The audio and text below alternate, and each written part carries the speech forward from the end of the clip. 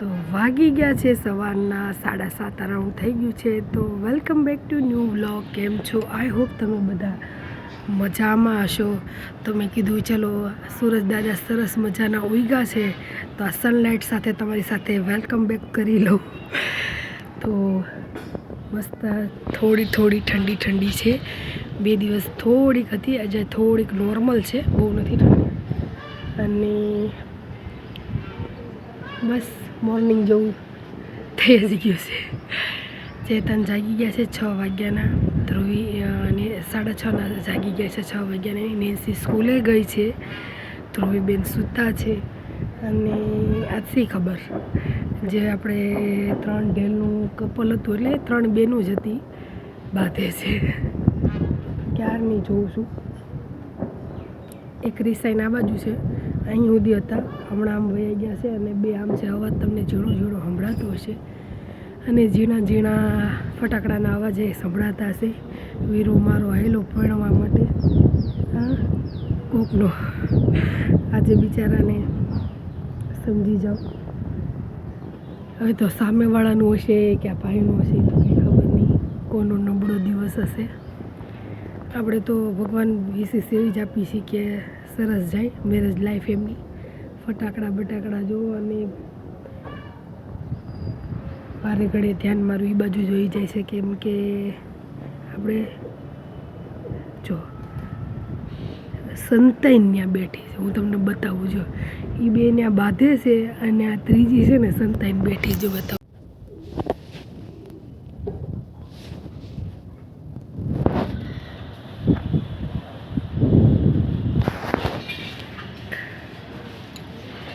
એ આયરી ઠીક.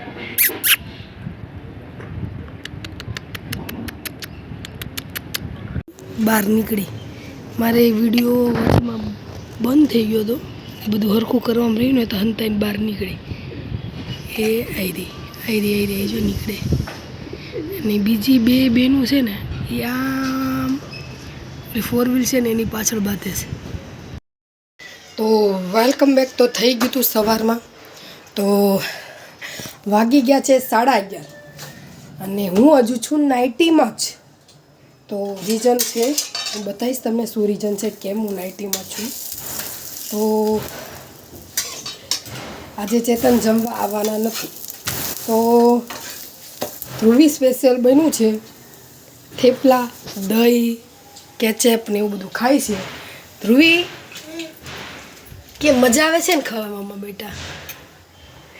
કેવું લાગ્યું તને? મજા આવી છે ખાવાની?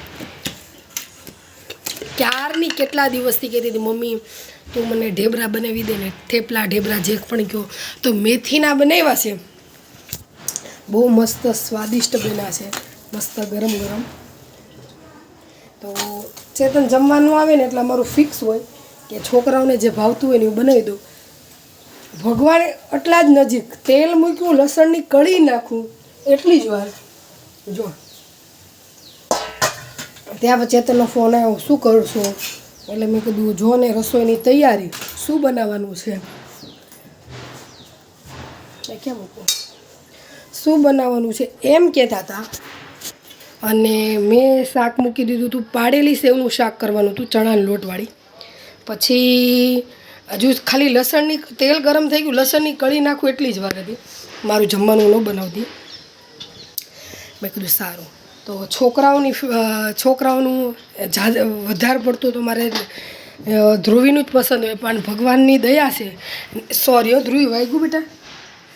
નેન્સી અને ધ્રુવીની 2 ચોઈસ સેમ છે, એટલે ધ્રુવીને પણ થેપલા અને દહીં, પછી છે કેવું કે છે નેન્સી આથણું ન કહેવાય એને,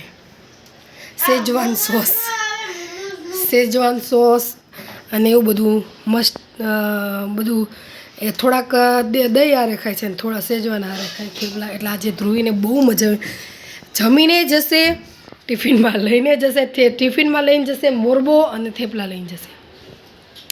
નેન્સીને મજા આવી જશે.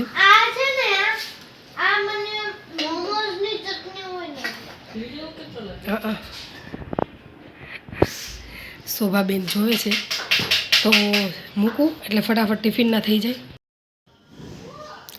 તમને કીધું હતું ને હું નાઇટીમાં કેમ છું, હું તમને રીઝન દઈશ. તો એની માટે હું નાઇટીમાં હતી.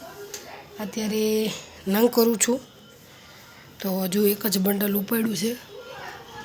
4:30 માંડ્યું હતું તો 5 વાગવા આવ્યા છે તો હજુ બન્યું નથી. કેમ કે હજુ દિવાળી પછીનું ફર્સ્ટ બંડલ છે. કંટાળો આવે છે પણ પ્રિયા કંટાળો લાવવાનો છે નહીં. કારણ એ છે કે આ પહેલાં બંડલમાં કંટાળો લાવશું તો આખું વર્ષ કંટાળો આવશે. તો ધ્રુવી નેન્સી હમણાં આવશે. 5 વાગી ગયા છે. ચાની તલબ એટલી લાગી છે ને કે હવે ઝટ છોકરીઓ આવે તો ચા બનાવું. કારણ એ હતું કે તમને મેં બપોરે એમ કીધું હતું કે ચેતન જમવા આવવાના નથી એટલા માટે મેં ઢેબરા બનાવ્યા છે, પરોઠા. બટ અનફોર્ચ્યુનેટલી મેં લોટ બાંધી દીધો તો ખવડાવતી હતી ધ્રુવીને. ત્યાં ફોન આવ્યો કે મારે બહાર જમવાનું નથી, તું શું બનાવે છે, તું શું કરે છે. જો ને ધ્રુવીને ઢેબરા ખાવાનું મન હતું ને તમે ના પાડીને એટલા માટે તો મેં ના પાડ્યું તો તું શું બનાવત. મેં કોઈ કળીનું શાક બનાવત. કાંઈ વાંધો નહીં કે હું ઢેબરા ખાઈ લઈશ.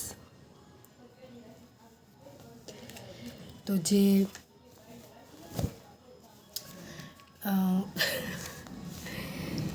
મારા ભાગના હતા ને મને છે ને પછી બધું એમ ઓછું વાસી ગમે. તો ઢેબરાને એવું હોય ને તો છોકરાનું વધારે ભાવે ને એટલે મેં ધ્રુવીના ટિફિનમાં ભર્યા ને ધ્રુવીને જમાડ્યું. અને પછી ઇન્સાન એમ કહે છે કે મારે હું ચાલશે. એટલે થોડુંક દુઃખ થયું. ખાધા મેં પણ એમ કે જે મારે આમ દિલથી ખાવા હોય ને એવી રીતે મેં ન ખાધા. એટલે હું થોડીક ભૂખી છું. ક્યારની મારે 4 વાગે પણ સારું થયું મેં જે ખાધાની નહીં મને એસિડિટી થઈ ગઈ. બોલો બે જ ઢેબરા 2-3 જેવા જ ખાધા છે. એક ધ્રુવી જોડે ખાધું હતું, 2 પછી ખાધા હતા તોય મને એસિડિટી થઈ ગઈ. તો મેં વધારે ખાધા હોત તો શું મારી હાલત થાત. એટલે સારું થયું પણ ભૂખ લાગી છે. અને આજે જવાનું છે અમારે લગ્નમાં.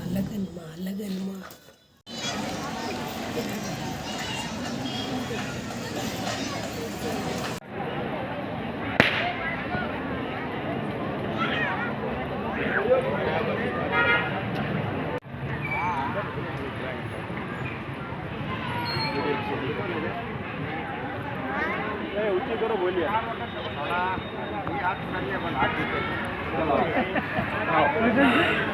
મોટાવાળા ભાઈ હાથ થઈ ગયો.